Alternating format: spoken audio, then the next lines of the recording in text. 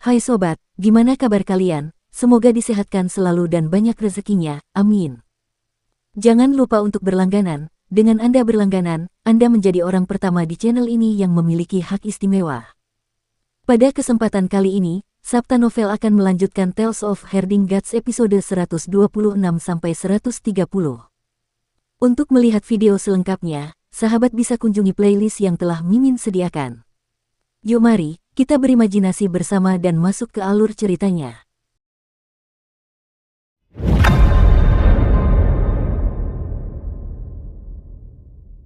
Saat Kinmu bangun, hari sudah malam dan pemuda itu ingin mengambil air dari halaman untuk membersihkan diri. Ketika dia keluar dari kamarnya, dia melihat lebih dari 10 kotak pedang di halaman. Selain kotak pedang, ada juga setumpuk barang seperti liontin giok, jepit rambut, perhiasan, dan lain-lain.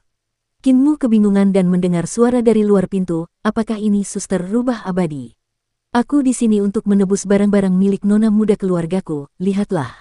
Suara Hulinger terdengar, uangnya tidak cukup. Kotak pedang, jepit rambut, gelang nona mudamu semuanya bukan barang biasa.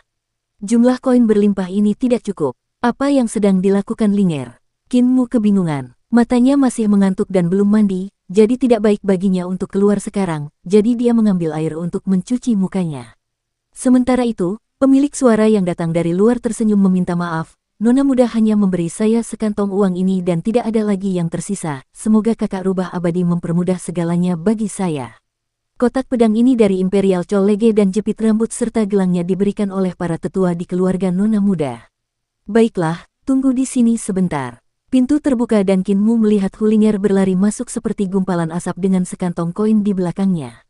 Rubah putih ini menggunakan mantranya untuk menciptakan pusaran angin, menyapu kotak pedang dan beberapa potong perhiasan saat ia bergegas kembali dengan gembira dan menyerahkannya kepada orang di luar. Orang itu sangat berterima kasih dan menyampaikan rasa terima kasihnya sebelum pergi. Kinmu mencuci mukanya dan menggosok giginya dengan sikat gigi kayu. Rubah putih kecil itu baru menyadarinya ketika dia berlari kembali dan terkejut, Tuan Muda sudah bangun. Tuan Muda, kita punya uang sekarang. Ketika dia berkata demikian, dia membuka pintu ke ruang barat dan Kinmu melihat lebih dari 20 tas bertumpuk di lantai. Hulinger membuka sekantung koin dan koin-koin yang berlimpah mengalir keluar ke tanah. Kinmu tercengang dan tidak tahu harus berkata apa. Hulinger merasa bangga pada dirinya sendiri. Tuan Muda telah mengalahkan para sarjana itu sehingga mereka malu untuk datang dan menebus barang-barang mereka sendiri. Mereka hanya bisa mengirim pelayan mereka untuk menebus barang-barang mereka, jadi kami telah memperoleh keuntungan besar. Kinmu mencuci mulutnya dan mengembuskan napas keruh sambil menggelengkan kepalanya. Linger, ini tidak baik. Aku sudah memukul mereka 2 kali. Sekarang setelah kau menjarah mereka dan mengambil tebusan mereka, itu agak berlebihan. Sekarang setelah mereka memberikan tebusan, bagaimana aku bisa punya nyali untuk memukul mereka lagi? Hulinger menjulurkan lidahnya dan sedikit kesal, kau sudah mengalahkan mereka sekali. Tuan Muda tidak merampok mereka saat kau mengalahkan mereka sebelumnya. Bukankah itu kerugian yang besar? Tuan Muda tahu aturan reruntuhan besar kita lebih dari siapapun.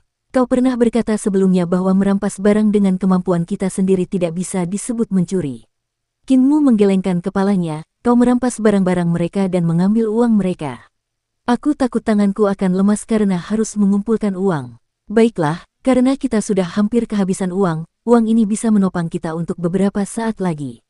Kau tidak boleh merampas barang-barang mereka lain kali. Kita akan merampas lagi saat kita kehabisan uang. Dengan begitu, aliran tipis ini bisa mengalir selamanya. Hulinger menganggukkan kepalanya berulang kali dan berkata, sekarang Tuan Muda sudah bangun, aku akan menyiapkan makanan. Mengapa kamu perlu menyiapkan makanan? Sekarang kita sudah punya uang, kita bisa pergi dan makan makanan lezat apapun di kota.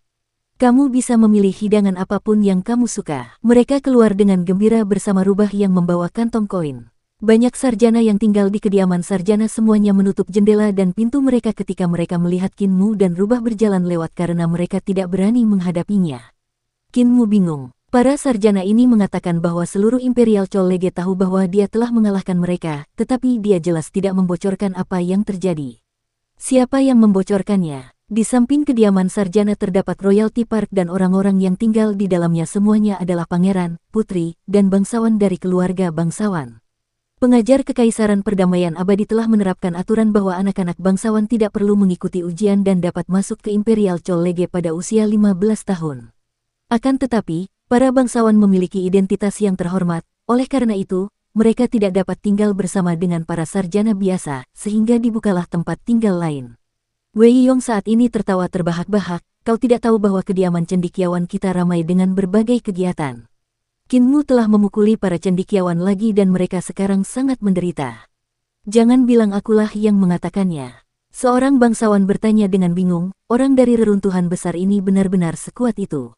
Dia masih baik-baik saja. Wei Yong membanggakan, kemampuannya hampir sama denganku, hanya saja gerakannya aneh. Aku merasa orang-orang dari kediaman cendekiawan itu terlalu tidak berguna. Bangsawan lain tertawa, orang-orang dari kediaman sarjana selalu sombong dan meremehkan. Mereka merasa telah berjuang keras untuk masuk dengan kemampuan mereka dan selalu meremehkan kami, para bangsawan. Sekarang mereka telah bertemu musuh bebuyutan mereka. Kinmu keluar dari kediaman cendekiawan dan seorang pemuda muncul di depannya. Pemuda itu tampak lelah karena bepergian dan membawa barang bawaan yang sangat besar setinggi manusia. Tas ranselnya berbentuk persegi dan beberapa senjata tertancap di dalamnya.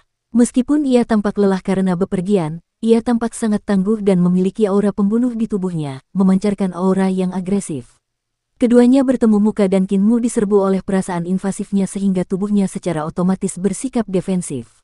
Di bawah tarikan aktivitas Ki, pemuda itu juga tidak punya pilihan selain menghentikan langkahnya. Meskipun pemuda ini memiliki aura pembunuh, tindakannya sangat formal. Dia membungkuk memberi salam, adik junior yang baru tiba. Kinmu membalas salam, saya baru saja masuk. Kakak senior baru saja kembali dari luar. Saya memanfaatkan kesempatan untuk pergi ke garis depan militer selama liburan saya. Pemuda itu tersenyum, namaku Chen Wangyun.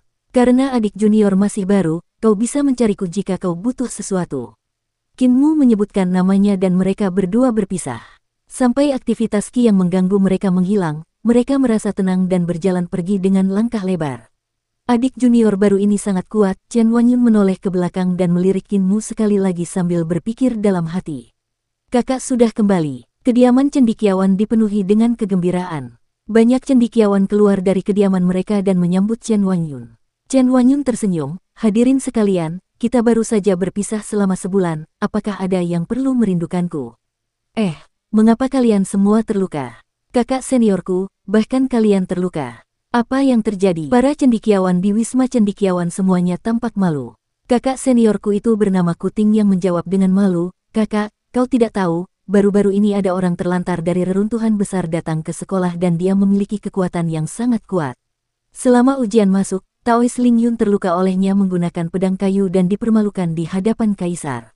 Kaisar mengizinkannya masuk ke perguruan tinggi kekaisaran kami. Kami marah tentang keputusan itu jadi kami ingin memaksanya meninggalkan perguruan tinggi kekaisaran. Bagaimana mungkin seorang budak menjadi teman sekelas kami? Chen Wangyun berkata, Taois Ling Yun sangat luar biasa. Jika dia mampu melukai Ling Yun, itu berarti kemampuannya sangat mengagumkan. Tentu saja kalian akan kalah jika memprovokasi dia. Di alam yang sama, bagaimana mungkin kalian bisa menjadi lawan Ling Yun? Kuting berpendapat, identitas macam apa yang kita miliki? Dalam kedamaian abadi kita, orang-orang terlantar adalah budak dan budak sama dengan ternak. Memiliki ternak sebagai teman sekelas, bukankah kita akan menjadi ternak di mata orang lain? Sarjana kekaisaran adalah pejabat tingkat 8, apakah orang terlantar juga layak? Bagaimana kita bisa menyelamatkan muka Imperial College? Selain itu, saudara junior, kita dipukuli oleh orang terlantar ini dan bukan kita yang memukulnya. Kita bahkan dipukuli 2 kali. Chen Wangyun tercengang dan berkata, kalian semua telah mengalahkannya, jadi wajar saja jika dia mengalahkan kalian. Kalian tidak bisa menyalahkannya. Ketika kalian kalah, dia tidak membiarkan kalian pergi tetapi malah memukul kalian lagi, itu salahnya. Semua cendekiawan bahkan semakin malu dan tidak mengatakan sepatah kata pun. Chen Wangyun melihat ekspresi mereka dan bertanya dengan curiga, dia tidak merepotkanmu. Kamu pergi mengganggunya lagi karena kamu marah karena kalah dan akhirnya dia memberi pelajaran lagi, benar kan? Kuting segera berkata, sekarang ini bukan lagi dendam pribadi, melainkan wajah kediaman cendekiawan kita. Bagaimana mungkin para cendekiawan perdamaian abadi kalah dari orang barbar dari luar lingkup peradaban? Masalah ini telah menyebar ke seluruh gunung. Orang terlantar inilah yang menyebarkan berita itu, membuat kita sulit untuk mundur. Dia bahkan merampok dan menjarah semua barang berharga kita, membuat kita tidak punya pilihan selain menebusnya kembali, membuat kita semakin malu. Ekspresi Chen Wanyun berubah muram, jika memungkinkan untuk membiarkan orang lepas, orang harus mengampuni mereka. Bukankah apa yang telah dia lakukan agak berlebihan? Jangan khawatir, aku akan menangani ini. Selain itu, kalian semua terlalu tidak berguna, untuk benar-benar dipukuli dengan menyedihkan oleh seorang sarjana yang baru datang, tidak berguna. Semua cendekiawan menundukkan kepala mereka dan Kuting bergumam, jika dia tidak merencanakan sesuatu, kita tidak akan. Chen Wanyun mencibir. Tadi aku bertemu dengan seorang adik kelas di luar sana yang bernama Kinmu. Orang ini sangat luar biasa. Masih ada aura pembunuh di sekujur tubuhku setelah meninggalkan medan perang dan dia sudah bisa mendeteksinya bahkan sebelum aku datang di hadapannya. Aktivitas Qingnya mengunciku dan memaksaku untuk masuk ke posisi bertahan, berhenti untuk membalas salamnya dan melaporkan nama kami untuk meredakan permusuhan. Ini adalah keadaan yang seharusnya dimiliki oleh seorang sarjana kekaisaran. Dia melanjutkan dengan suara yang dalam. Saya pernah bepergian dengan Guru Basan dan bertemu dengan Master Sekte dari Sekte Bendera Surgawi. Saat itu, Guru Basan dan Master Sekte Bendera Surgawi semakin dekat satu sama lain sebelum akhirnya berhenti di langkah mereka untuk saling menyapa dan berpisah. Saya selalu tidak mengerti mengapa ada pemandangan seperti itu dan pada saat itu ketika saya bertemu dengan saudara muda Kinmu, barulah saya mengerti apa yang dialami Guru Basan ketika dia bertemu dengan Master Sekte Bendera Surgawi. Di dunia persilatan, ketika Anda bertemu dengan etiket, mungkin hasilnya tidak seperti yang Anda harapkan dan pertarungan disembunyikan secara diam-diam. Jika Anda tidak keluar untuk mencari pengalaman dan hanya bersembunyi di sini, Anda tidak akan pernah mengerti perasaan itu. Ketika Anda tidak dapat melihat pertarungan semacam itu, Anda pasti akan kalah. Semua cendekiawan menjadi semakin malu dan Kuting bergumam, "Adik Chen, orang terlantar yang telah memukul kita bernama Kinmu." Jadi itu dia. Chen Wanyun sedikit tertegun dan tampak termenung, tidak heran, kalian semua tidak kalah secara tidak adil. Agar dia mengalahkan kalian, apa perlunya dia merencanakan sesuatu? Tiba-tiba terdengar teriakan kaget, kakak senior King Hong telah kembali. Chen Wanyun berbalik untuk melihat dan melihat seorang wanita muda berpakaian hijau berjalan menuju kediaman cendekiawan. Pakaian wanita muda itu rapi dan rambutnya yang indah digulung dengan jaring muslin dengan jepit rambut pedang emas di dalamnya. Dia juga tampak lelah karena baru saja kembali dari bagian lain negara itu dan seharusnya baru saja turun dari kapal. Di belakangnya ada seorang pria kekar yang sangat tinggi. Tingginya 2 kali lipat tinggi manusia, dan dia gagah berani dengan tubuhnya yang penuh otot-otot yang kuat. Laki-laki kekar ini tengah menenteng tas ransel milik gadis muda tersebut dan saat gadis muda tersebut berjalan menuju Wisma Cendekiawan, dia tepat berada di belakangnya. Diikuti oleh lelaki kekar itu, Yue King Hong terus berjalan dan tidak mempedulikan para cendekiawan yang datang menyambutnya. Tatapannya langsung tertuju pada Chen Wanyun saat ia berjalan menghampirinya. Ketika masih ada jarak 3 meter di antara mereka, Yue King Hong berhenti dan pria kekar di belakangnya juga berhenti. "Kakak," Yue King Hong menyapa. Chen Wanyun membalas sapaannya, "Adik Yue, dari mana asalmu untuk berlatih?" Yue King Hong tersenyum, "Aku baru saja kembali dari medan perang negara Toko Serigala. Kudengar kakak laki-lakiku pergi ke medan perang untuk berlatih." Chen Wanyun mengangguk, "Benar sekali. Aku pernah pergi ke medan perang Kekaisaran Barbariandi dan melawan beberapa orang barbar. Kemampuanmu sudah meningkat pesat." Yue King Hong tersenyum, "Kamu juga. Aku khawatir aku masih tidak bisa mengalahkanmu. Untungnya aku berhasil menaklukkan budak serigala di negeri Toko Serigala. Budak serigala, keluarlah untuk menemui kakak." Pria kekar di belakangnya meletakkan barang bawaannya dengan keras, lalu tiba-tiba mengulurkan tangannya untuk meraih Chen Wanyun. Auranya sungguh dahsyat bagaikan api dan saat ia meraihnya dengan satu tangan, udara langsung menjadi kering dan bahkan dipenuhi debu pasir. Hal ini membuat orang-orang merasa seperti terik matahari menerpa wajah mereka. Di dada budak serigala yang terbuka, tanda-tanda naga serigala benar-benar muncul dan semua cendekiawan gemetar ketakutan. Tanda-tanda naga serigala ini awalnya merupakan mutasi dari salah satu dari 4 tubuh roh agung, yang disebut tubuh roh naga serigala, totem dari negara Gudang Serigala. Chen Wanyun tidak mengedipkan mata dan hanya mengangkat telapak tangannya untuk menghadapi tangan besar budak serigala itu. Hanya terdengar suara gemuruh dan pakaian Chen Wanyun berkibar. Tubuh besar budak serigala itu juga sedikit bergoyang dan tatapannya ke arah Chen Wanyun menjadi berbeda. Dengan suara serak, dia berkata, "Kamu tidak lemah. Kamu juga." Chen Wanyun tersenyum, "Karena adik perempuan Yue bisa menaklukkan budak serigala, itu menunjukkan bahwa kekuatanmu telah berkembang pesat." Tiba-tiba terdengar suara halus tertawa, kakak senior Yue, kakak laki-laki, kalian berdua saling menyanjung lagi. Kapan kalian berdua bisa bersikap rendah hati dan tenang sepertiku? Seorang pemuda lain maju dan tidak memiliki rambut di kepalanya. Dia tampak seperti seorang biksu dengan pakaian Buddha berwarna putih, tetapi tidak ada bekas luka di atas kepalanya. Adik Yunke, Chen Wanyun menyapa dengan sopan. Biksu muda ini seharusnya sedang mempelajari agama Buddha, tetapi temperamennya jelas bukan seperti seorang biksu. Dia sangat kompetitif dan sangat bersemangat untuk bertarung. Saya telah pergi ke Sungai Li, tempat pemberontakan. Setelah sekte pedang Sungai Li dimusnahkan, sekte lain di sana memberontak dan membuat masalah sehingga saya harus mengikuti pasukan untuk meredakan pemberontakan. Beberapa hari ini saya memiliki cukup banyak pengalaman dan saya ingin meminta nasihat dari kakak senior Chen dan kakak senior Yue. Tatapan Yue Qinghong berkedip, sejak kita masuk perguruan tinggi, kita sudah mulai berkelahi dan kita selalu sedikit lebih lemah dari kakak laki-laki, oleh karena itu, kamu adalah kakak laki-laki di kediaman sarjana kita. Namun, setelah pelatihan, aku khawatir tidak akan ada kakak laki-laki di kediaman sarjana dan yang ada hanya kakak perempuan. Chen Wanyun menjawab dengan acuh tak acuh, aku membunuh orang-orang barbar di perbatasan dan kekuatanku menjadi lebih ganas sejak saat itu. Niat membunuhku terlalu kuat jadi aku takut membunuh kalian semua saat aku menyerang. Namun, sebenarnya ada orang kejam yang baru saja datang ke kediaman cendekiawan kita. Dia sangat ganas dan tangguh.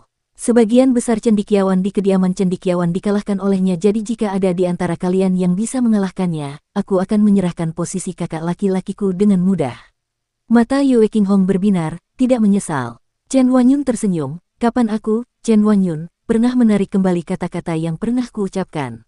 Orang ini bernama Qinmu dan dia mengenakan pakaian bersulam dengan rubah putih di sisinya, oleh karena itu, dia cukup mudah dikenali. Aku pernah bertemu dengannya saat dia meninggalkan gunung dan dia akan segera kembali. Yunke segera melompat menjauh dan tertawa keras, biksu kecil akan mencerahkan Qinmu ini. Kakak senior Yue, jangan berkelahi denganku, biarkan aku menikmati menjadi kakak laki-laki untuk sesaat. Kakak senior Yue melihatnya pergi dan mencibir, si botak ini bertingkah seperti biksu tinggi padahal dia yang paling tidak sabaran. Kalau kakak senior Chen saja menganggap orang itu menyebalkan, dia pasti tidak akan mudah dihadapi. Kakak seniorku, kalian semua pernah dikalahkan oleh Qinmu itu. Kakak seniorku dan yang lainnya tampak malu. Tatapan mata Yue Qinghong berkedip dan bertanya, bisakah kau memberitahuku gerakan apa saja yang digunakan Qinmu ini? Dia memiliki pikiran yang cermat dan bertanya kepada semua orang tentang gerakan yang digunakan Qinmu untuk mengalahkan mereka. Setelah beberapa saat, Yue Qinghong sudah punya ide dan berkata, orang ini menggunakan mantra dan keterampilan telapak tangan tetapi dia tidak menggunakan keterampilan pedang. Dia seharusnya tidak memiliki banyak pencapaian dalam keterampilan pedang. Kuting segera berkata, kakak senior, selama ujian, dia telah menggunakan pedang kayu untuk mengalahkan Taois Ling Yun dari Aula Pure Yang. Kalahkan Taois Ling Yun. Yue Qinghong terkejut dan bertanya, berapa banyak gerakan yang dia gunakan? 1 gerakan. Hati Yue Qinghong sedikit bergetar dan berkata, tidak sulit untuk mengalahkan Taois Ling Yun di alam yang sama dan aku juga bisa melakukannya. Namun, mengalahkan Taois Ling Yun dalam 1 gerakan, itu mustahil bagiku. Dia telah mengalahkan semua saudara dan saudari junior ini dalam 1 gerakan, dengan tinju atau mantra. Dia benar-benar bisa menguasai ketiga seni itu. Apakah dia tidak punya kelemahan? Tidak, dia pasti punya kelemahan. Pergi ke medan perang Wolf Store Country kali ini, aku telah melihat kelemahan bahkan pada senior yang berpengalaman, apalagi seorang sarjana yang baru saja masuk. Aku dapat mengambil kesempatan untuk mengetahui situasinya sementara Yunke menantangnya. Setelah meletakkan barang bawaannya, dia segera membawa budak serigalanya dan pergi. Qinmu membawa rubah kecil itu ke restoran kelas atas di ibu kota dan memesan makanan lezat. Sambil makan dengan lahap, Qinmu yang jarang menunjukkan kebaikannya memesan sebotol anggur berkualitas untuk Hulinger dan minum 2 cangkir sendiri. Perut mereka berdua membuncit karena makan. Hulinger masih linglung saat mengendalikan anginnya untuk kembali ke Imperial College bersama Qinmu. Setelah rubah kecil ini mabuk, dia menunjukkan jati dirinya yang sebenarnya dan hanya berbaring di atas angin iblis tanpa bergerak dengan kaki depannya terentang lurus. Matanya menatap ke depan tanpa berkedip, meskipun perutnya agak membesar. Qinmu hanya minum 2 gelas kecil, jadi dia tidak terpengaruh.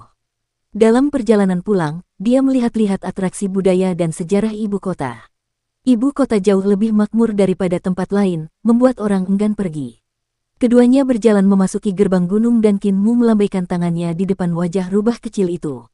Dia hanya melihat mata Hulinger tetap besar dan bulat tetapi ada suara dengkuran seperti kucing yang keluar dari tenggorokannya. Ternyata dia tertidur karena mabuk tetapi dia masih mengendalikan angin iblisnya untuk melayang ke depan. Qin Mu tidak tahu apakah harus tertawa atau menangis. Dia menggendong rubah putih itu dari angin iblisnya dan menggantungnya di lehernya. Tubuh Hulinger merosot dan melingkar di lehernya. Ekornya menjuntai di dada Qin Mu dan tubuhnya menggeliat 2 kali untuk mencari tempat yang nyaman untuk melanjutkan tidurnya. Toleransi terhadap alkohol sangat buruk namun dia masih suka minum. Qin Mu menggelengkan kepalanya dan melanjutkan perjalanannya ke atas gunung. Hulinger sedang tertidur lelap dan hanya merasa sangat nyaman berbaring di leher Qin Mu. Saat berada di dekat tebing yang rusak, Qin Mu tiba-tiba melambat. Hulinger merasa seperti ada jarum yang tumbuh dari leher Qin Mu dan menusuk-nusuknya sehingga dia segera berbalik untuk mengubah posisi tetapi sensasi kesemutan itu masih ada. Rubah kecil itu mengubah beberapa posisi lagi tetapi dia tidak merasa nyaman. Seolah-olah Qin Mu berubah menjadi landak besar. Dia menyipitkan matanya yang mengantuk dan mengulurkan kakinya yang mengantuk untuk menyentuh leher Qin Mu. Dia tidak menemukan duri yang panjang tetapi sensasi duri itu benar-benar ada. Mungkinkah Tuan Muda menunjukkan wujud aslinya? Rubah putih masih bingung sementara Qin Mu berhenti. Baru sekarang Hulinger menyadari seseorang berdiri di tebing curam di depan Qin Mu. Jubah putih panjang biksu itu berkibar tertiup angin saat dia berdiri di tebing, menatap ke arah mereka. Qin Mu, tanya biksu berpakaian putih itu. Qin Mu menganggukkan kepalanya, ya. Kau yang mana? Biksu berpakaian putih itu mengangkat telapak tangannya di depan tubuhnya. Dengan senyum hangat, dia tampak seperti seorang Buddha dan suaranya yang halus terdengar seperti suara Buddha. Kamu telah menjadi orang yang tidak patuh dan sulit dijinakkan, jadi biksu kecil ini secara khusus ada di sini untuk mencerahkanmu dan menaklukkan sifat tidak patuhmu. Tunjukkan senjatamu. Qin Mu bingung dan berkata, kakak senior, kamu belum menyebutkan namamu. Biksu berpakaian putih itu tampak bersemangat dan penampilannya sebagai Buddha telah menghilang tanpa jejak.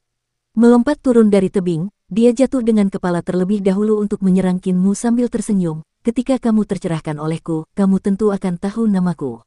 Dengan tubuhnya di udara, seekor naga meraung dan terompet gajah tiba-tiba berbunyi. Sambil mengangkat kepalanya untuk melihat, Qin Mu melihat sinar Buddha bersinar terang saat Buddha besar yang dililit oleh seekor naga besar menunggangi gajah putih dan jatuh. Ini adalah penglihatan yang diciptakan oleh Ki Vital biksu berpakaian putih. Ki Vitalnya jauh lebih padat daripada cendekiawan lain dan tidak kalah dengan milik Taois Ling Yun. Serangan semacam ini seharusnya berupa keterampilan tinju yang dicampur dengan mantra. Mantra adalah serangan yang ditujukan pada jiwa sementara keterampilan tinju naga melingkar dan gajah berkuda adalah serangan yang ditujukan pada tubuh fisik. Dua serangan itu disatukan menjadi satu untuk membentuk gambaran seekor naga melingkar yang meraung dan seekor gajah yang terompet saat ditunggangi. Serangan yang hampir merupakan seni ilahi ini cukup untuk menunjukkan keunggulan biksu berbaju putih ini. Semangat Qin Mu meningkat pesat dan dia tidak dapat menahan perasaan sedikit gembira. Dia akhirnya bertemu seorang ahli.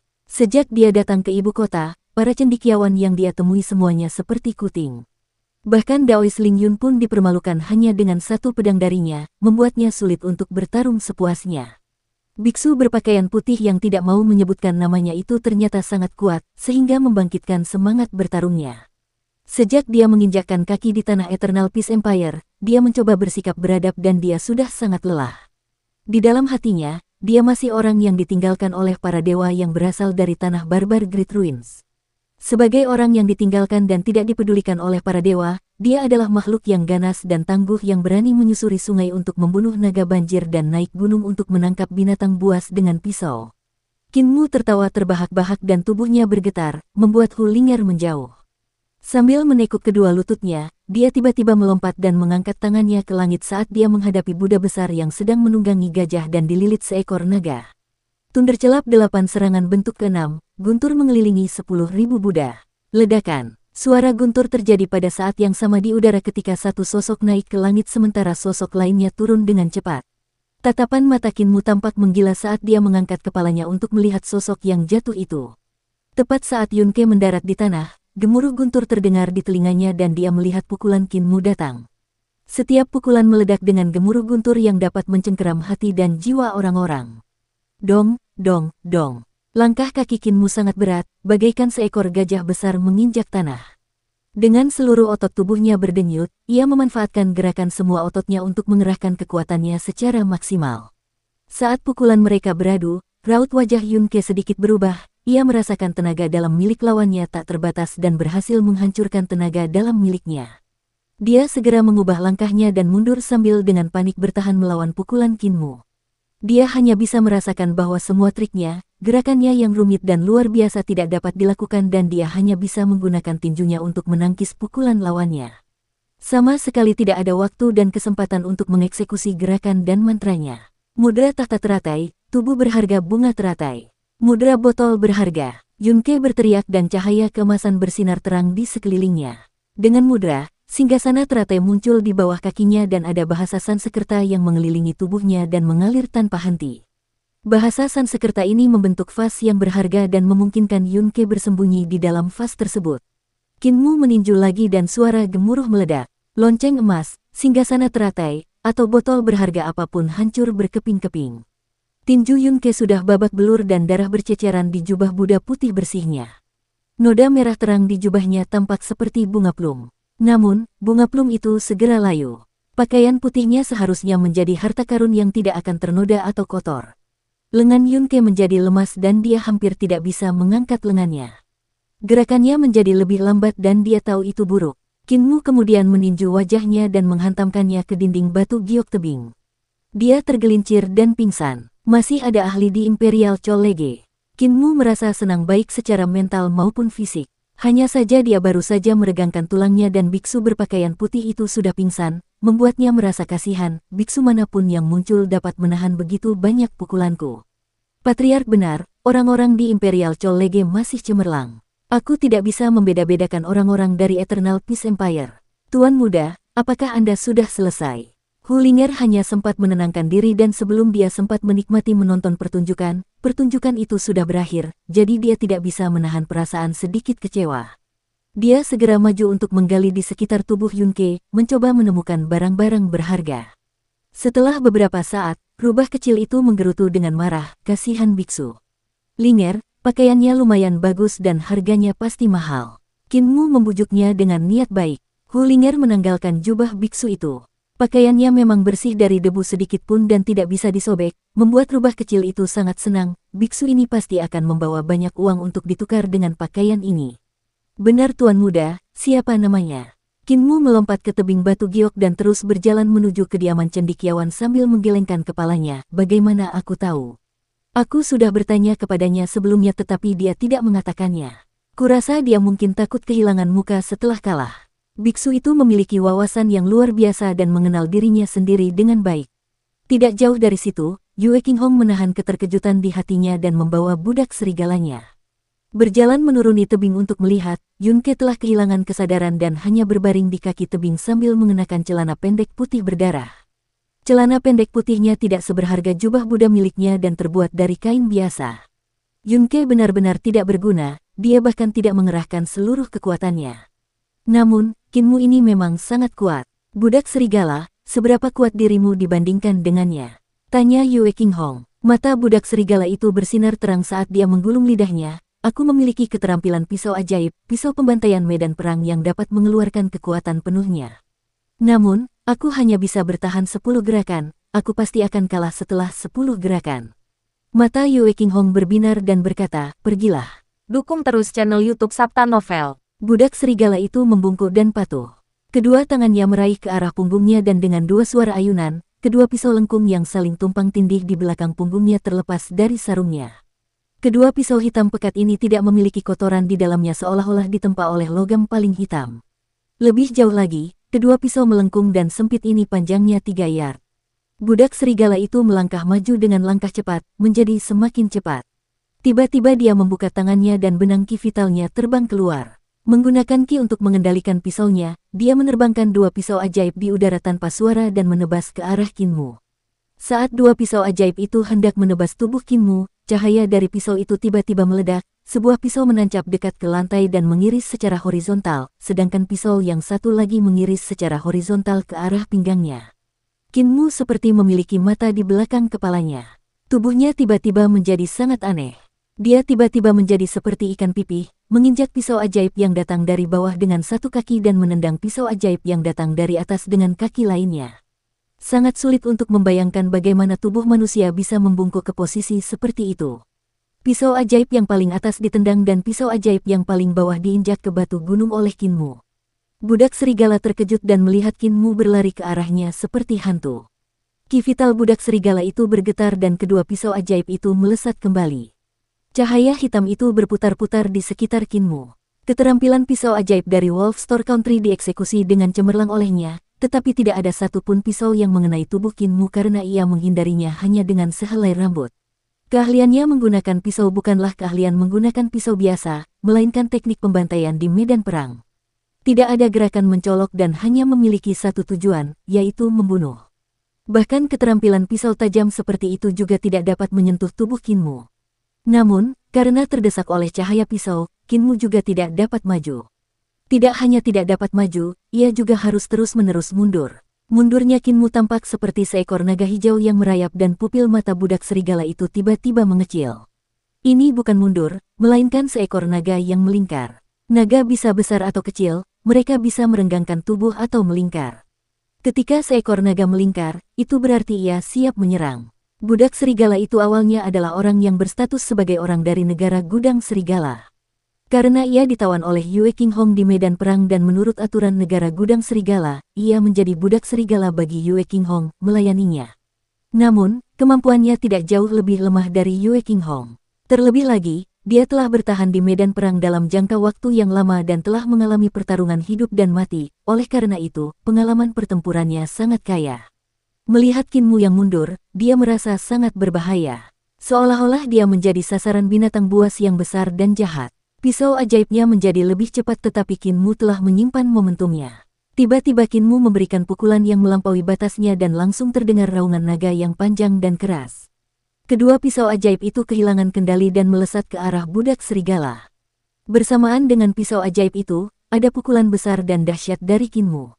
Niat tinjunya berubah menjadi naga jahat besar yang menerkam langsung ke depan. Budak serigala berteriak keras dan ki vitalnya meledak.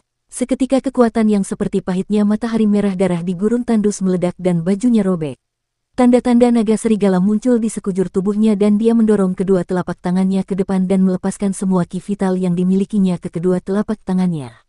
Ledakan, getaran dahsyat menjalar dan tubuh budak serigala itu bergerak mundur. Dengan dua pisau ajaib menusuk tulang rusuknya, ia bergerak mundur sejauh 30 meter dan bertabrakan dengan batu gunung, baru kemudian momentumnya berhenti. Linger, tidak perlu menjarahnya. Beri dia uang untuk menyembuhkan dirinya sendiri. Kinmu memanggil kembali Hulinger yang sedang bersiap untuk menjarah rampasan perang dan menggelengkan kepalanya, dia telah menggunakan senjata jadi aku menyerangnya lebih keras. Luka-lukanya tidak ringan dan dia akan menghabiskan banyak uang untuk menyembuhkan dirinya sendiri.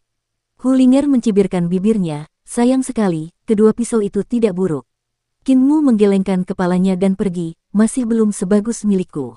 Namun, kekuatannya tidak buruk dan kesadaran bertarungnya jauh lebih kuat daripada biksu tadi.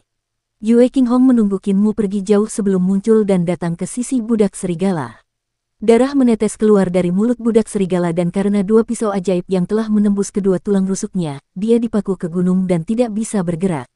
Guru, perkiraan saya salah. Budak serigala itu memperlihatkan ekspresi malu, aku sudah menggunakan 10 jurus, tetapi dia hanya menggunakan 3 jurus, hati-hati. Tepat saat dia mengucapkan hal itu, Yue Qinghong tiba-tiba merasakan kehangatan di punggungnya, seperti ada tubuh yang menempel erat padanya, menyebabkan jantungnya sedikit bergetar. Ada seseorang yang terus mendekatinya dan membelakanginya. Dia sama sekali tidak menyadari kapan orang ini datang. Pada saat ini, suara Kinmu terdengar di telinganya. Keduanya sangat dekat, kakak senior, dia budakmu. Apakah kamu memerintahkan budakmu untuk menyerangku karena kamu pikir aku tidak berani membunuh siapapun di Imperial College? Keringat tebal mengucur dari dahi Yue Qinghong. Tiba-tiba langkah kakinya dengan cepat menyentuh lantai saat dia bergerak cepat, namun, tubuh Kinmu masih menempel di punggungnya dan sebuah suara terdengar di samping telinganya lagi, bukankah kakak senior berutang penjelasan padaku? Kulit kepala Yue Qinghong menjadi mati rasa dan tubuhnya bergerak cepat seperti hantu dengan kecepatan yang sangat tinggi. Dia melakukan gerakan kaki yang seperti jejak awan dan bayangan burung pipit, tetapi tidak peduli bagaimana dia bergerak, Kinmu masih tetap dekat dengannya seperti bayangan yang mengikutinya. Cloudless Sparrow Shadow adalah teknik tubuh terbaik yang pernah dipelajarinya dan meskipun dia tidak bisa menggunakan teknik tubuh, dia masih bisa berjalan di antara awan dan terbang rendah seperti burung pipit. Namun, bahkan teknik tubuh yang sangat kuat seperti itu, masih mustahil untuk mengalahkan Kinmu. Tiba-tiba Yue Qinghong merasakan otot-otot anak besar di belakangnya menggeliat seolah-olah ada ular di bawah kulitnya. Dia tidak bisa menahan rasa dingin di tulang belakangnya dan bahkan kulitnya yang indah pun merinding karena ketakutan, tentu saja teknik keterampilan dari sekolah teknik pertempuran. Kinmu mulai menggerakkan langkah kakinya dan Yue Qinghong menekan rasa takut di hatinya untuk bergerak bersama Kinmu. Dia tahu bahwa teknik mematikan dari sekolah teknik pertempuran harus dilakukan dari jarak dekat. Jika dia terus menempel di punggung Kinmu dan tidak membiarkannya berbalik, akan sulit bagi Kinmu untuk melakukan teknik mematikannya. Baru saja Kinmu menempel erat padanya dan sekarang dia menempel erat pada Kinmu dan mengikuti jejaknya, tidak berani meninggalkannya bahkan seinci pun. Jika dia meninggalkannya, kepala dan tubuhnya mungkin akan menjadi bagian yang terpisah. Berada di dekat seorang ahli sekolah teknik pertempuran, pada dasarnya itu berarti perintah untuk dieksekusi. Keduanya bergerak cepat dengan punggung saling menempel dan mereka tampak seperti kupu-kupu yang menari-nari di pegunungan Imperial Cholege. Banyak cendekiawan di pegunungan itu berhenti dan melihat ke arah mereka berdua, berseru tanpa henti. Kinmu mengenakan pakaian bersulam sementara Yue Qinghong mengenakan pakaian hijau dan mereka berdua tampak seperti bagian dari sayap kupu-kupu. Selain itu, mereka saling menempel erat, oleh karena itu, mudah bagi orang untuk tersesat dalam pikiran liar dan penuh khayalan. Seorang ulama mencibir, pasangan yang selingkuh, menebarkan bau busuk yang membuat orang ingin muntah di siang bolong. Tiba-tiba terdengar ledakan saat Kinmu bersandar ke pilar Hall of Azure yang. Linger, ayo berangkat. Kinmu memanggil Hulinger, jangan coba-coba menjarahnya. Kalau mau menjarahnya, kamu harus menariknya keluar dari pilar. Dia juga tidak buruk, dia ahli dan bisa mengimbangiku. Hulinger segera menyusul dan menoleh ke belakang dengan enggan. Dia hanya melihat Yue Qinghong menghantamkan wajahnya terlebih dahulu ke pilar Aula Azure yang oleh Kinmu. Semua cendekiawan di sekitar terkejut. Cendekiawan yang mengatakan tentang bau busuk itu bahkan tercengang. Mereka tidak pernah menyangka bahwa pemuda dan pemudi yang sedang berdansa tadi berubah menjadi begitu kejam dalam sekejap. Pemuda berpakaian bordir itu langsung menghantam pemudi itu ke pilar kuningan. Pemandangan itu begitu biadab sehingga meninggalkan trauma psikologis di hati setiap orang. Tidak lama kemudian, Chen Wanyun berjalan mendekat dan memukul pilar kuningan itu dengan telapak tangannya. Pilar itu bergetar hebat dan Yue Qinghong yang tertancap di dalamnya jatuh seperti tersengat listrik. Dia lalu menutupi wajahnya dan pergi. Wajah wanita muda itu babak belur dan dia tidak sanggup menghadapi dunia. Dia bisa saja meninggalkan pilar itu sendirian, tetapi karena banyak cendekiawan berkerumun di luar, dia merasa akan kehilangan muka. Oleh karena itu, dia tetap tinggal di pilar itu beberapa saat lagi dan berencana untuk pergi ketika jumlah orangnya sudah berkurang. Tanpa diduga, semakin banyak orang yang datang. Chen Wanyun mendatangi budak serigala yang tertusuk pisau dan mencabut kedua pisau ajaibnya untuk membebaskan budak serigala. Ia kemudian melompat dari tebing batu giok dan melepaskan baju luarnya untuk menutupi biksu Yunke. Setelah selesai, ia membangunkannya. Yunke menatap celana pendek putihnya yang tersisa dan segera tahu setelah dia pingsan, dia telah dirampok oleh pemuda bernama Kinmu. Dia tidak bisa menahan rasa malu dan malu. Nilai jubah Buddha putihnya sangat luar biasa dan bahkan lebih berharga daripada senjata spiritual biasa. Yunke harus menjual semua barang berharga yang dimilikinya untuk mengumpulkan cukup uang guna membeli jubah Buddha, tetapi jubah itu akhirnya dicuri oleh Kinmu. Tidak lama kemudian, Chen Wanyun, Yunke, Yue Qinghong dan budak serigala berkumpul kembali. Chen Wanyun tersenyum, adik laki-laki, adik perempuan, bagaimana kemampuan Kinmu? Yue Qinghong mendengus dingin. Kau tidak punya kepercayaan diri untuk mengalahkannya, itu sebabnya kau membiarkan kami menjadi garda terdepan untuk menguji kemampuannya. Kakak, bukankah kau terlalu licik? Chen Wanyun menjawab dengan acuh tak acuh, semua adil dalam perang, ini yang kupelajari di medan perang. Aku juga belajar untuk mengenal dirimu sendiri dan mengenal musuhmu agar muncul sebagai pemenang dalam setiap pertempuran, tanpa mengetahui kelemahannya, aku tidak akan bertindak gegabah. Kedua kemampuanmu tidak lebih lemah dariku dan karena kau tidak mampu mengalahkannya, akan sulit bagiku juga, oleh karena itu aku hanya bisa mencari kelemahannya. Jika aku juga kalah, maka dia akan menjadi kakak laki-laki dari kediaman cendekiawan kita dan menjadi wajah kita. Yunke lebih bisa menerima dan bertanya, kakak, apa yang kamu amati? Mantra, kultivasi, gerakan, kesadaran bertarung, teknik, dan pemikirannya semuanya kelas 1. Chen Huanyun melanjutkan, dia beradu kekuatan telapak tangannya denganmu. Kamu berkultivasi Buddhisme dan memiliki kultivasi yang sangat kuat. Seni bela diri Buddhisme memiliki pertahanan yang mencengangkan tetapi hancur di bawah kekuatan telapak tangannya. Ini berarti kekuatan kultivasinya bahkan lebih tinggi dari milikmu.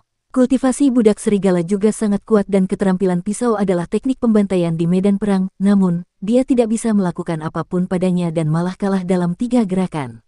Ini berarti kesadaran bertarung dan gerakannya juga kelas atas. Dan untuk mengalahkan adik junior Yue, dia mengandalkan teknik dan pemikirannya. Ketika adik junior Yue memeriksa luka-luka budak serigala, dia diam-diam mendekat dan membuat adik junior kehilangan kesempatannya, membuatmu tidak punya pilihan selain menari bersamanya dari dekat dan jatuh ke dalam perangkapnya. Yue Qinghong teringat situasi di mana dia harus menempel ketat pada Qin Mu dan wajahnya sedikit memerah saat dia mendengus dingin. Chen Huanyun melanjutkan, dia menggunakan pedangnya dengan sangat cepat untuk melukai Taois Ling Yun, mempermalukannya di depan aula istana. Ini berarti keterampilan pedangnya adalah yang terkuat. Selain itu, dia telah mengalahkan lebih dari selusin cendekiawan di kediaman cendekiawan dengan menggunakan mantra untuk mengendalikan kesadaran mereka, jadi dia juga ahli dalam mantra. Hampir tidak ada kelemahan yang dapat ditemukan pada orang ini. Yun Ke dan Yue Qinghong menjadi semakin heran semakin banyak yang mereka dengar. Meskipun Yue Qinghong telah bertanya-tanya tentang gerakan yang digunakan Qin Mu untuk mengalahkan para sarjana dan ingin mencapai kenali dirimu dan kenali musuhmu, dia masih belum mengerti sebanyak yang dipahami Chen Huanyun. Chen Huanyun telah menduduki posisi kakak laki-laki selama beberapa tahun terakhir, dia jelas tidak memiliki reputasi yang tidak pantas.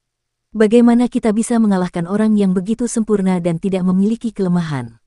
Gumam Yun Ke. Chen Huanyun berkata dengan acuh tak acuh, ini menyangkut wajah kediaman cendekiawan kita, wajah perguruan tinggi kekaisaran kita, wajah para cendekiawan kekaisaran perdamaian abadi kita, oleh karena itu dia harus kalah apapun yang terjadi.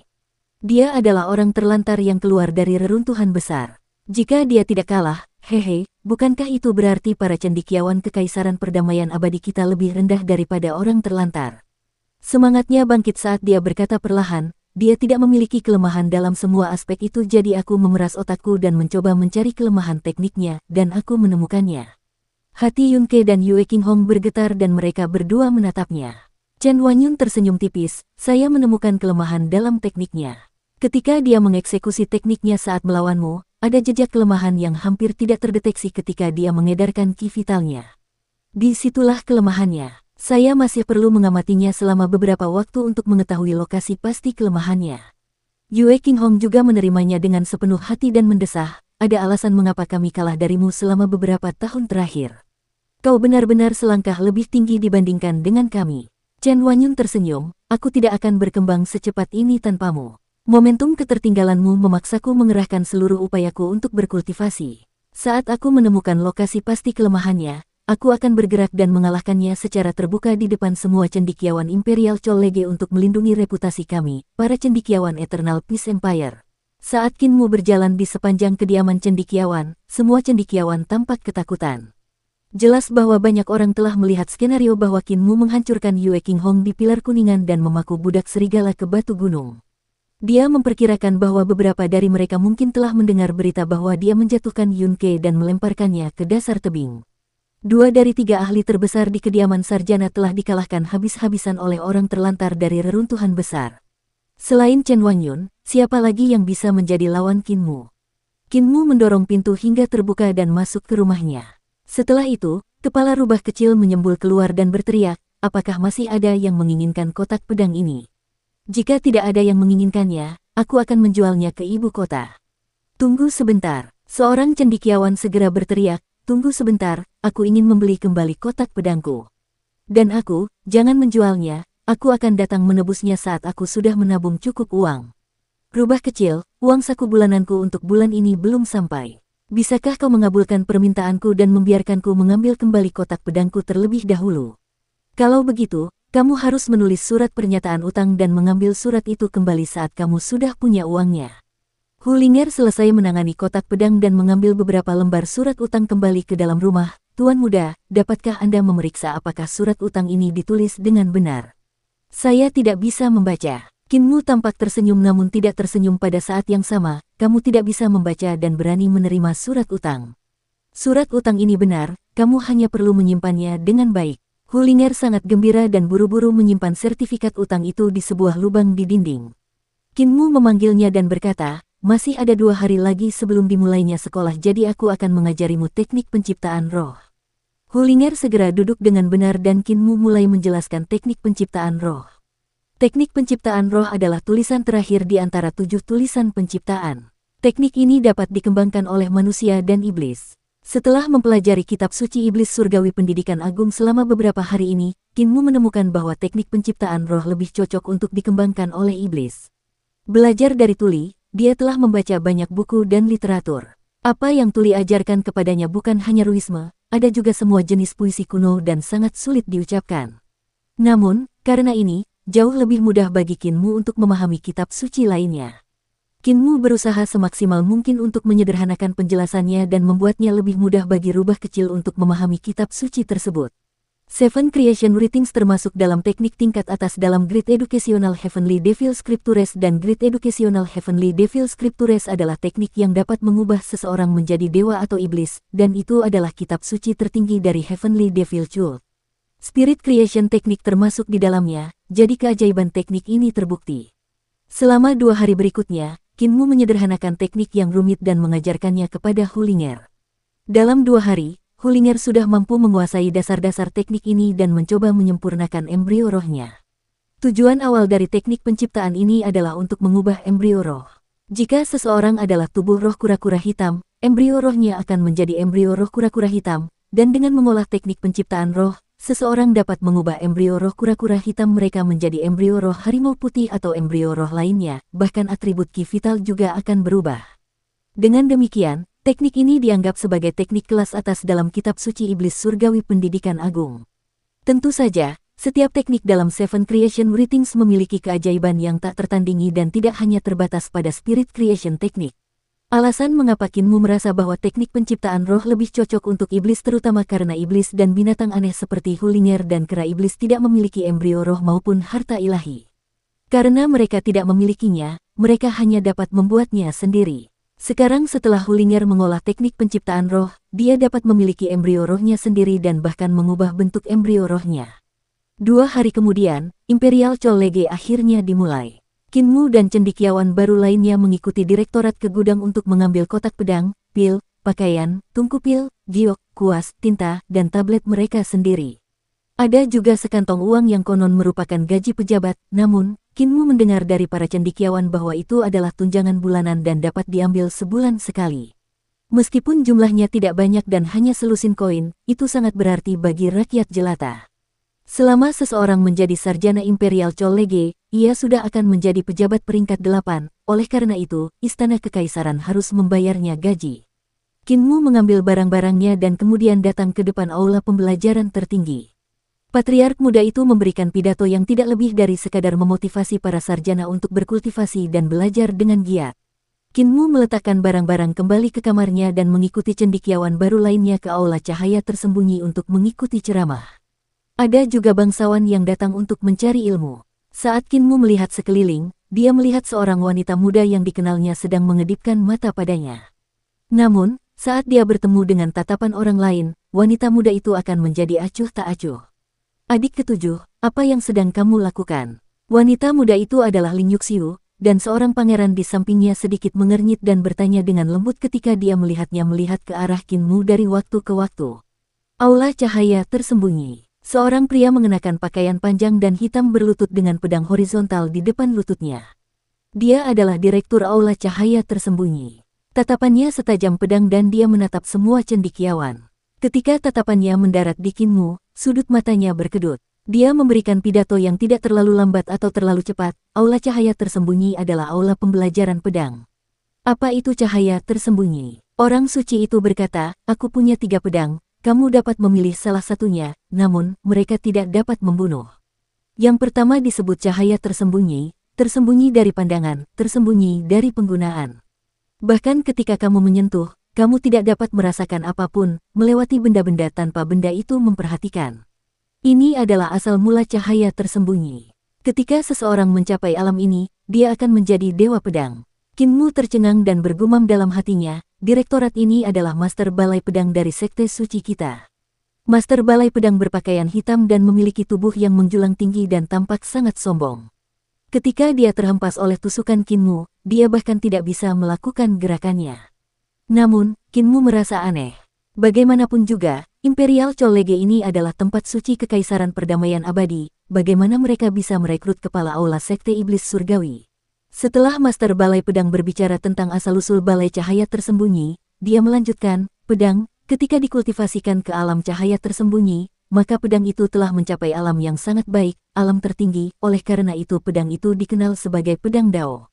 Dan di dunia saat ini, hanya 1 atau 2 orang yang telah mencapai langkah ini dan hanya ada 1 orang yang dikenal sebagai Dewa Pedang Cahaya Tersembunyi. Aku tidak sebaik dia. Kalian semua adalah cendekiawan dari seluruh negeri. Kalian harus menetapkan alam keterampilan pedang tertinggi sebagai tujuan kalian dan tidak boleh bermalas-malasan sehari pun. Hari ini aku akan mengajarkan kalian dasar-dasar keterampilan pedang, gerakan pedang paling dasar seperti menusuk, mengibas, mengoles, dan melambaikan. Para cendekiawan di aula itu semua tercengang tak tertandingi. Alih-alih mengajarkan gerakan pedang yang mendalam, aula cahaya tersembunyi di Imperial College akan mengajarkan dasar-dasar keterampilan pedang. Apakah mereka perlu datang ke Imperial College untuk mempelajari dasar-dasar keterampilan pedang? Master Balai Pedang berkata dengan sungguh-sungguh, jangan remehkan dasar keterampilan pedang. Jika dasarmu tidak kokoh, semua gerakan pedang yang indah dan menakjubkan yang kau pelajari akan sia-sia. 3 tahun lalu aku bertemu dengan seorang anak kecil yang baru berusia 11 hingga 12 tahun. Dia memiliki dasar yang sangat kokoh dan ketika aku bertarung dengannya di alam embrio roh, dia mengalahkanku hanya dengan pedang kayu. Saat itulah aku menyadari pentingnya dasar keterampilan pedang. Keributan terjadi di antara para cendekiawan di aula dan seorang cendekiawan bergumam, untuk dapat mengalahkan guru dengan pedang kayu, apakah anak ini seorang dewa pedang? Master Balai Pedang menggelengkan kepalanya, belum, anak ini baru berusia 15 tahun sekarang. Mustahil baginya untuk mencapai alam dewa pedang. Wajah Kinmu sedikit merah karena dia tahu Master Balai Pedang sedang berbicara mengenai dirinya sendiri. Master Balai Pedang seharusnya merenungkan pengalaman yang menyakitkan itu sebabnya dia telah bekerja keras untuk mengembangkan keterampilan pedangnya.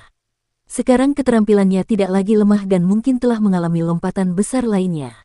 Mustahil baginya untuk mengalahkannya lagi dengan 1 pedang. Master Balai Pedang mengajarkan semua cendekiawan dasar teknik bentuk pedang dan Kinmu menganggukkan kepalanya diam-diam. Setelah memahami selama beberapa tahun ini, Master Balai Pedang telah memperoleh samadhi dasar keterampilan pedang. Meskipun masih ada beberapa kekurangan, itu merupakan peningkatan besar dari sebelumnya. Saat kelas berakhir, Kinmu hendak meninggalkan aula cahaya tersembunyi ketika Master Aula Pedang tiba-tiba berkata, Kinmu, tetaplah di sini. Chen Wanyun, Yue Qinghong dan Yun Ke tercengang.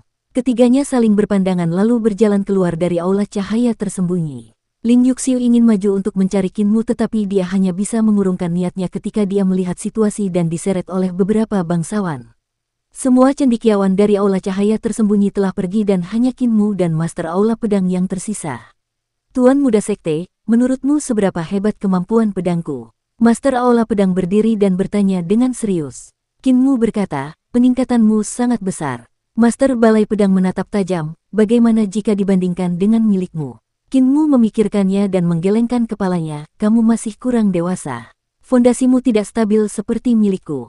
Lebih jauh lagi, bahkan jika fondasimu sekuat milikku, kamu tidak akan sebanding denganku. Di alam yang sama, kultivasiku jauh lebih kuat dari milikmu dan teknikku juga jauh lebih baik. Kamu terlalu fokus pada pedang dan mengabaikan yang lainnya, oleh karena itu kamu tidak sebanding denganku di alam yang sama. Namun, peningkatanmu sudah sangat besar. Master Aula Pedang memberi salam seorang murid dan bertanya dengan ekspresi serius, itulah sebabnya saya ingin meminta Master Muda Sekte untuk memberi saya 1 atau 2 petunjuk. Saya baru saja mengajarkannya dan sekarang saya meminta Master Muda Sekte dengan sungguh-sungguh untuk mengajari saya. Kinmu tenang dan duduk, baiklah. Kau adalah ketua aula sekteku. Lagi pula, tidak ada salahnya memberimu petunjuk. Keterampilan pedang bukan hanya keterampilan pedang. Teknik tubuh, metode latihan, keterampilan tinju, embrio roh, dan kemauan sama pentingnya. Pedang yang baru saja kau ajarkan kepada mereka belum berhasil menyatukan mereka menjadi satu. Master Balai Pedang bertanya, bagaimana cara menyatukan mereka menjadi satu? Kinmu memberinya jurus pedang tusuk yang diajarkan kepala desa kepadanya dan Master Balai Pedang tiba-tiba tersadar dan bergumam pada dirinya sendiri, ini sebenarnya cara mengerahkan kekuatan seseorang, salah, salah, jadi pedang yang telah aku kembangkan selama 100 tahun semuanya dikultivasikan dengan salah. Terima kasih, Master Muda Sekte atas petunjuknya. Sementara itu, di luar aula cahaya tersembunyi, Chen Wanyun dan yang lainnya memasang ekspresi muram. Yue Qinghong sangat marah, direktorat sebenarnya bias dan memberinya perlakuan khusus, mengajarinya keterampilan pedang secara pribadi. Keterampilan pedangnya sudah tidak lemah dan jika ada direktorat yang sengaja melatihnya, bagaimana kita bisa memiliki kesempatan untuk mengalahkannya? Chen Wanyun berkata dengan acuh tak acuh, kalian semua tidak perlu khawatir. Tidak peduli seberapa hebat ilmu pedang yang diberikan kepadanya, dia pasti bukan lawanku. Aku hanya perlu memanfaatkan kelemahan tekniknya dan aku akan mengalahkannya. Bagaimanapun juga, kau tidak boleh lengah. Yun Ke mengingatkan. Chen Wanyun menganggukkan kepalanya, jangan khawatir, saat dia meningkat, aku juga meningkat. Beberapa hari ini aku menekan alamku dan merasa seperti akan menyentuh batas alam 6 arah. Dengan kecakapan bertarung alam 5 elemenku yang sedang berada di puncaknya, bagaimana mungkin aku tidak mengalahkannya? Menerima ajaran dari direktorat hanya akan membuang-buang energinya untuk mengembangkan keterampilan pedang baru dan membuatnya tidak punya waktu untuk berkultivasi. Mengalahkannya di alam 5 elemen adalah keinginanku, jika tidak, aku akan menyesal bahkan jika aku menjadi praktisi seni dewa. Ketiganya sama sekali tidak menyangka bahwa apa yang mereka duga bukanlah situasi di aula cahaya tersembunyi. Master Aula Pedang sekarang seperti seorang murid dan Qin Mu kemudian menjadi guru, memberikan petunjuk kepada Master Aula Pedang tentang cara mengolah pedang. Jika mereka bertiga melihat ini, bola mata mereka mungkin akan keluar. Master Balai Pedang mengingat cara menyatukan banyak orang dalam hatinya dan Qin Mu memikirkan sesuatu, meskipun fondasiku sangat kokoh, aku tidak memiliki banyak pencapaian dalam keterampilan pedang. Aku juga meminta Master Balai untuk memberiku petunjuk. Master Balai tadi mengatakan bahwa orang suci itu memiliki 3 pedang dan kamu hanya menjelaskan pedang pertama, cahaya tersembunyi dan tidak menyebutkan 2 pedang lainnya. Apa 2 pedang lainnya? Master Balai Pedang menjawab, pedang pertama Hidden Light, pedang kedua Carry Shadow, dan pedang ketiga Night Drill sebenarnya adalah 3 ranah pedang Dao. Itulah kata-kata yang ditulis oleh guru Kekaisaran Perdamaian Abadi dalam teori pedangnya yang diakui oleh Kaisar sebagai 3 pedang putra surga. Anda meminta saya untuk memberi petunjuk, tetapi saya tidak berani. Pencapaian keterampilan pedang seorang siswa ditentukan oleh gurunya. Saya bisa mengajarkannya, tetapi saya rasa saya tidak memenuhi syarat untuk mengajari Anda. Qin Mu mengerti apa yang dimaksudnya. Akan lebih baik jika mencari guru terkenal saat mempelajari teknik. Biksu Mingxin dari biara petir besar adalah contohnya. Gurunya belum sepenuhnya memahami 8 jurus petir, oleh karena itu 8 jurus petir yang diajarkannya kepada Mingxin memiliki kekurangan. Logika yang sama berlaku di sini. Jika Master Balai Pedang tidak memahami sebuah gerakan secara menyeluruh dan mengajarkannya kepada Qin Mu, maka Qin Mu akan mewarisi kekurangannya. Oleh karena itu, jika seseorang ingin mempelajari seni bela diri pamungkas yang mendalam, ia harus memiliki guru yang baik. Ekspresi Qin Mu goyah dan dia bertanya, di mana aku bisa membaca teori pedang? Lantai catatan surgawi. Master Balai Pedang melanjutkan, Tuan Muda Sekte, prasasti buku adalah tiket masuk ke lantai catatan surgawi. Selama Anda memiliki prasasti buku, Anda dapat memasuki lantai catatan surgawi untuk membaca koleksi. Semangat Qin Mu sangat berkobar. Dia belum pernah ke lantai catatan surgawi. Di sana ada koleksi dari semua sekte dan klan di seluruh kekaisaran, jadi bagaimana mungkin dia tidak pergi? Tuan Muda Sekte belum makan siang, kan? Master Balai Pedang tersenyum tipis dan mengundang, saya juga akan makan siang, mengapa Anda tidak datang ke rumah saya yang sederhana? Saya hanya punya beberapa pertanyaan untuk ditanyakan kepada Master Muda. Kita bisa bicara sambil makan. Qin Mu ragu sejenak, masih ada seekor rubah kecil di rumahku. Bawa saja dia. Qin Mu dan dia meninggalkan aula cahaya tersembunyi bersama-sama dan kembali ke kediaman cendekiawan. Hulinger saat ini sedang mengolah teknik penciptaan roh dan ketika dia mendengar untuk pergi makan, dia langsung berlari keluar dengan gembira. Apakah ada anggur? Ya, jawab Master Balai Pedang. Hulinger bersorak dan segera menggerakkan angin iblisnya untuk mengikutinya. Kedua pria dan seekor rubah itu datang ke kediaman Master Balai Pedang. Tempat tinggal Master Balai Pedang sangat sederhana. Itu juga merupakan halaman dengan 2 pintu masuk dan 2 pintu keluar dan dia bahkan tidak memiliki seorang pelayan. Qin Mu melihat sekeliling dan melihat tidak ada orang lain di sana. Master Balai Pedang memasak hidangannya sendiri dan sangat cepat. Jelas bahwa ini bukan pertama kalinya dia memasak di rumahnya sendiri. Aula Pedang, apakah kamu tidak punya istri? Qin Mu bertanya dengan bingung. Istri? Kecepatan memasak Master Balai Pedang sangat cepat. Dengan menggunakan api sejatinya untuk memasak makanan, bagaimana mungkin kecepatannya tidak cepat? Lelaki setengah baya itu segera menghidangkan hidangan dan menyendok nasi. Untuk apa aku menginginkan seorang istri? Merepotkan. Hulinger mencicipi hidangan yang telah dimasaknya dan merasa takjub, benar-benar lezat. Swathol, keterampilan memasakmu sangat hebat dan jauh lebih baik daripada banyak koki di ibu kota. Mengapa kamu tidak mencari istri? Saya pernah bersenang-senang dengan seorang wanita dari sekte tersebut ketika saya masih muda, tetapi itu terjadi ketika saya masih muda dan tidak berperasaan. Master Balai Pedang mengenang masa lalu dan menggelengkan kepalanya. Lalu aku menemukan bahwa pedang dapat membawaku lebih banyak kegembiraan dan kegembiraan yang dapat diberikan wanita kepadaku lebih rendah daripada pedangku. Oleh karena itu aku berpikir, mengapa repot-repot? Jadi kami putus. Master muda sekte, wanita jelas-jelas merepotkan, jadi jangan cari wanita. Mereka ingin kau menghabiskan waktu dengan mereka dengan hati-hati dan membuat mereka bahagia, seringkali bersikap genit padamu, mencakarmu.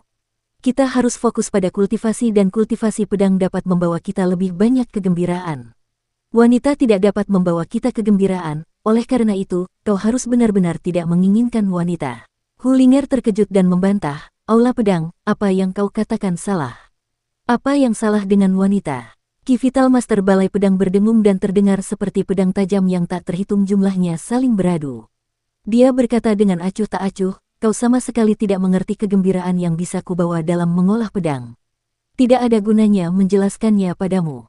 Kinmu mengedipkan matanya dengan polos. Alam Balai Pedang terlalu tinggi dan dia masih belum memahami alam ini sekarang. Kedua pria dan seekor rubah itu menyelesaikan makan siang mereka dan Master Balai Pedang mengajukan beberapa pertanyaan lagi kepada Kinmu sebelum berpikir keras, tidak mengucapkan sepatah kata pun untuk beberapa saat. Kinmu hendak mengucapkan selamat tinggal ketika Master Balai Pedang terbangun lagi dan bangkit, Tuan Muda Sekte, aku tidak akan repot-repot mengantarmu keluar. Kinmu tidak tahu apakah harus tertawa atau menangis saat dia melambai kembali padanya. Swathol memang punya sifat yang aneh. Dia menggelengkan kepalanya, tidak tahu siapa gadis yang dia cintai saat itu, aku mungkin bisa mempertemukan mereka kembali. Namun, dengan sifat Swathol yang aneh, kurasa mereka akan putus lagi setelah kembali bersama. Ia kembali ke kediaman cendekiawan dan melihat banyak cendekiawan berjalan turun dari gunung. Para cendekiawan dari Royalty Park dan kediaman cendekiawan juga berjalan keluar dan menuruni gunung. Kinmu kebingungan ketika tiba-tiba mendengar suara, "Saudara Qin, ke sini." Kinmu menoleh dan hanya melihat Wei Yong di antara kerumunan, jadi dia melangkah maju. Hulinger bertanya, "Si gendut Wei, apa yang terjadi?" Wei Yong tersenyum, "Kau tidak tahu. Kudengar ada seorang Taois datang ke kaki gunung dan mengaku dari Sekte Dao. Ia membawa seorang murid dan duduk di kaki gunung, menghalangi jalan." Kinmu tercengang dan berkata, "Mereka menghalangi gerbang." Wei Yong mengangguk dan berkata, "Mereka memang menghalangi gerbang. Sekte Dao adalah sekte ortodoks terbesar dan penganut Tao yang menghalangi gerbang menyebut dirinya dan Yang Zi dan pemuda di samping Dao Zi. Sebuah direktorat datang lebih awal untuk menanyakan dan mereka berkata mereka tidak di sini untuk mencari masalah tetapi untuk berinteraksi." Dia berkata dia sudah lama mendengar bahwa Imperial College adalah tempat paling menakutkan di dunia. Itu menampung semua bakat di dunia. Karena itu, dia telah membawa Dao Zi dari Sekte Dao untuk datang mengunjungi Imperial College dan memvalidasi keterampilan dan seni ilahi antara Sekte Dao dan Imperial College. Hati Kinmu sedikit bergetar dan dia menghela napas dalam-dalam sebelum berkata perlahan, "Sungguh strategi yang hebat." Wei Yong bingung. Mereka menyerang jantung. Tatapan mata Kinmu berkedip. Ada berbagai sekte yang mengambil kesempatan untuk memberontak di luar ibu kota dan mengibarkan bendera untuk melawan Imperial Preceptor, tetapi ibu kota masih dianggap damai. Jelas rakyat jelata mendukungnya. Imperial Preceptor sedang mereformasi sekte-sekte dan mendirikan sekolah dasar, perguruan tinggi, dan Imperial College untuk menampung semua bakat di dunia, mengumpulkan mereka semua sebagai siswa putra surga. Oleh karena itu semua cendekiawan di dunia ini untuk digunakan oleh Kaisar. Saya pernah mendengar orang mengatakan bahwa Eternal Peace Empire sebenarnya adalah sekte yang menyamar sebagai kekaisaran. Jika Dao Zi dari Dao Sek memblokir gerbang dan tidak ada cendekiawan Imperial College yang tidak dapat mengalahkannya, lalu apa gunanya reformasi Imperial Preceptor? Wei Yong menatap kosong dan bergumam, "Ini bukan hanya menyerang jantung, ini membunuh jantung."